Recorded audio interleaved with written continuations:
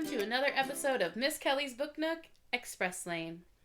Today's book is called Last Stop on Market Street, written by Matt de la Pena and illustrated by Christian Robinson.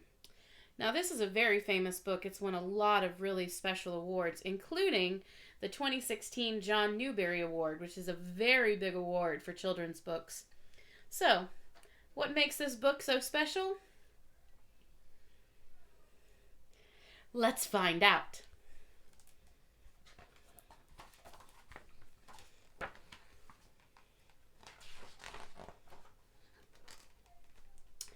CJ pushed through the church doors, skipped down the steps.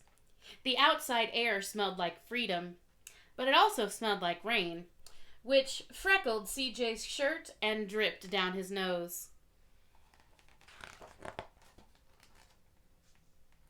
He ducked under his Nana's umbrella, saying, "How come we gotta wait for the bus in all this wet?"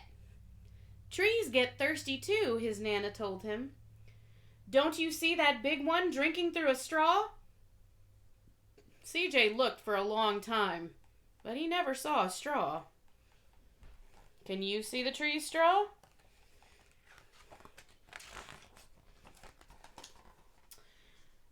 From the bus stop, he watched the water pool on flower petals, watched rain patter against the windshield of a nearby car.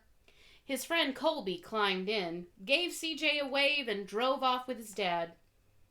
"Nana, how come we don't got a car?"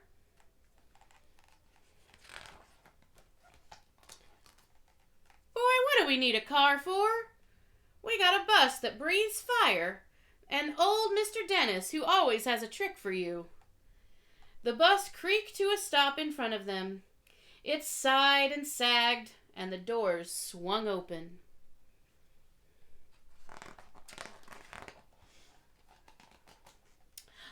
"What's that I see?" Mr. Dennis asked. He pulled a coin from behind CJ's ear, placed it in his palm. Nana laughed her deep laugh and pushed CJ along. They sat right up front.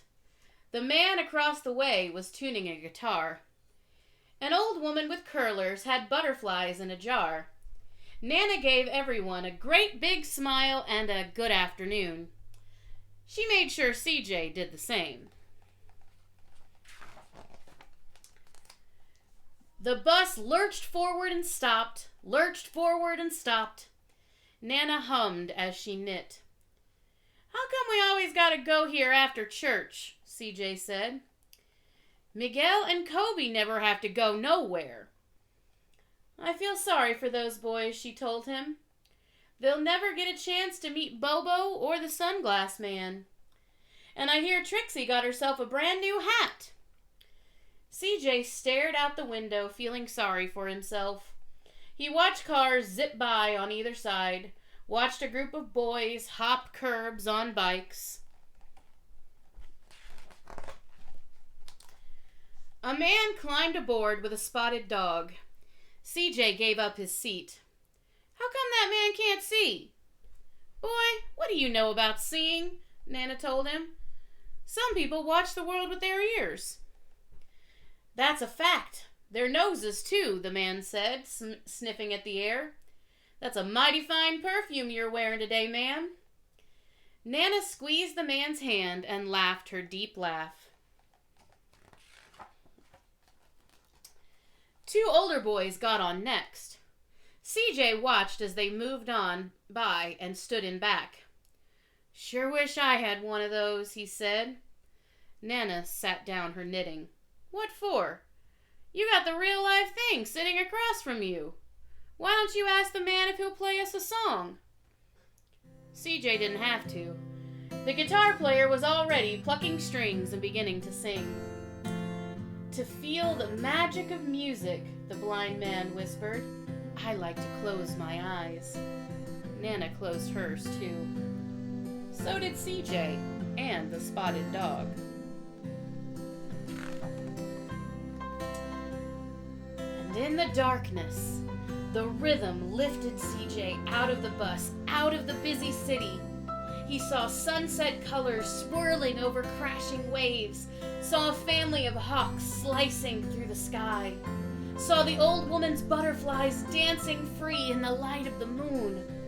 CJ's chest grew full and he was lost in the sound, and the sound gave him the feeling of magic.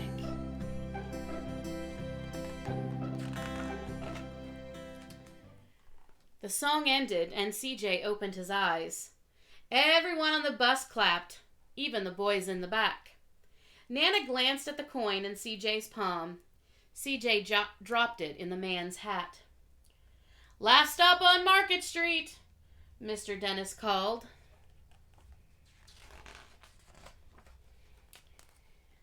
CJ looked around as he stepped off the bus. Crumbling sidewalks and broken down doors, graffiti-tagged windows and boarded-up stores. He reached for Nana's hand. "How come it's always so dirty over here?" She smiled and pointed to the sky. "Sometimes when you're surrounded by dirt, CJ, you're a better witness for what's beautiful."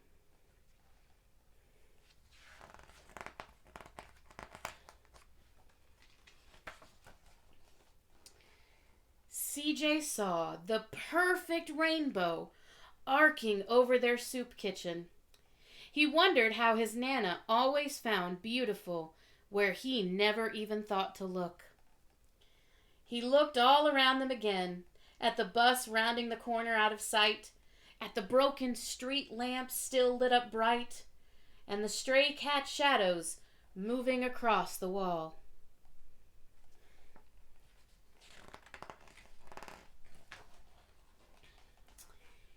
He thought his Nana might laugh her deep laugh, but she didn't. She patted him on the head and told him, "Me too, CJ. Now, come on."